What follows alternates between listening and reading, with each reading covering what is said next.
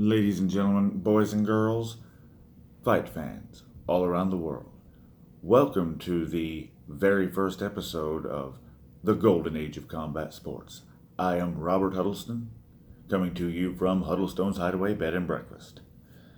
Now you might ask, what the devil is the Golden Age of Combat Sports? That is the current era of sports entertainment we are living in right now since circa 2015.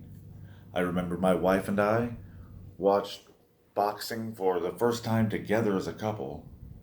The first time she had watched boxing since she was a young girl with her dad. And the first time I watched boxing, but how much of it counted? But when Fury fought Klitschko, boxing counted again. And Fury lost his mind and gained 400 pounds, and then we had Klitschko Joshua, which was even better. Then, just when it looked like Anthony Joshua, the unbeatable British Adonis, the English Apollo Creed, he got his face boxed off by a not so tall, not so classically built Mexican American named Andy Ruiz. Just a month before that, we had Deontay Wilder fight back from the brink of madness and 400 poundedness, Tyson Fury, which was, top three greatest boxing matches of all time.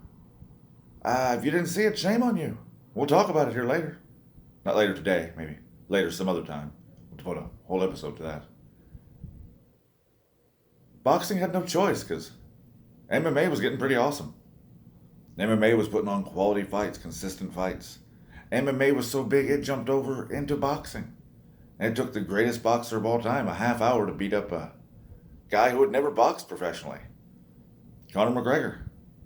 People like to remember that fight differently. Fighting has never been as interesting as it is now. There's Muay Thai, there's Jiu-Jitsu. I think the Abu Dhabi's going on right now, if somebody didn't already win it. But yeah, going forward, I want to hear from you guys. I want to hear in discussions. I want to hear what topics you'd like discussed. But there's more fight information out there to dissect and chat about than there has ever been, and it's time we take advantage of it. I'll leave you with the thought of who's the greatest fighter fighting right now?